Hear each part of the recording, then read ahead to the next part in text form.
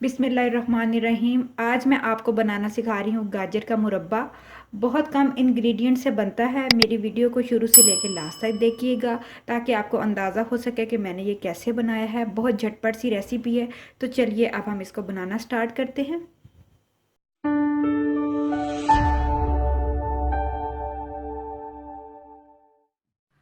अस्सलाम वालेकुम नाज़रीन, आमनाज़ किचन के यूट्यूब चैनल में आप सबको खुशामदीद। कैसे हैं आप सब लोग? मैं उम्मीद करती हूँ आप सब खैरियत से होंगे।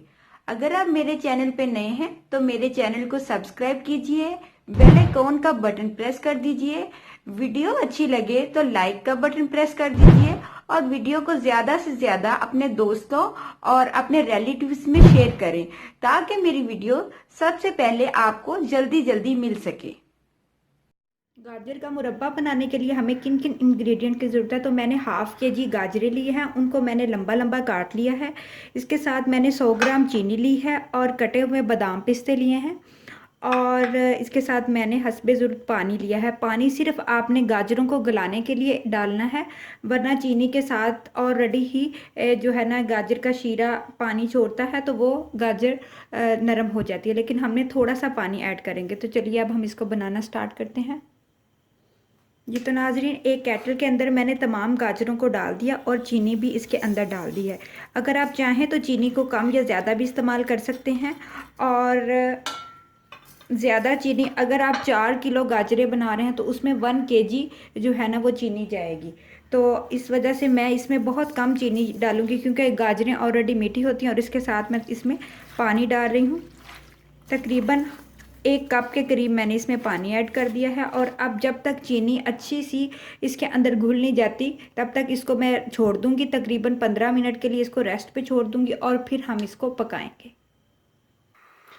जी तो नाज़रीन, आप देख सकते हैं कि हमारी आधी से ज़्यादा चीनी जो है वो अच्छी सी मिक्स हो चुकी है। तो चलिए अब हम इसको चूल्हे पे पकने के लिए रखते हैं। हम इसको इतना पकाएंगे कि जो शीरा है वो बिल्कुल गाढ़ा हो जाएगा। बहुत ज़्यादा आपने गाढ़ा शीरा नहीं बनाना, एक तार वाला आपने शीरा बनाना है और गाजरें गल जाएंगी। चीड़ी चीड़ी सी आपने गाजरें बनानी है, उससे इसका मुरब्बा बहुत ज़्यादा टेस्टी बनता है। इस तरह से तकरीबन उतनी देर तक हम गाजरों को कुक करेंगे जब तक गाजरें अच्छी सी गल नहीं जाती और शीरा अच्छा सा पक नहीं जाता। शीरे में बॉयल आने शुरू हो गए हैं तो इस स्टेज पे मैं जो इसकी आंच है उसको थोड़ी सी लो कर दूंगी और इसको मैं बिल्कुल मीडियम से फ्लेम पे इसको पकने के लिए रख दूंगी और ऊपर से इसके ढक्कन को मैं ढक दूंगी ताकि जो है वो बहुत हल्की आंच पे गाजरें और इसका शीरा बन जाए। ये तो नाजरीन, आप देख सकते हैं कि हमारी गाजरें बिल्कुल गल चुकी हैं और जो इसमें शीरा है वो बहुत कम हो चुका है। आपने इस तरह से ही हल्का सा शीरा रखना है और बहुत ज़्यादा शीरा नहीं रखना, क्योंकि वो आपने कौन सा शीरा साथ में खाते वक्त इस्तेमाल करना है। और दूसरी मैं आपको बात बताती चलूँ कि आपने इसको इतना ज़्यादा शीरे को गाढ़ा नहीं कर लेना, नहीं तो आप जब इसको फ्रिज में रखेंगी ठंडा होने के लिए तो वो दोबारा चीनी बन जाएगा।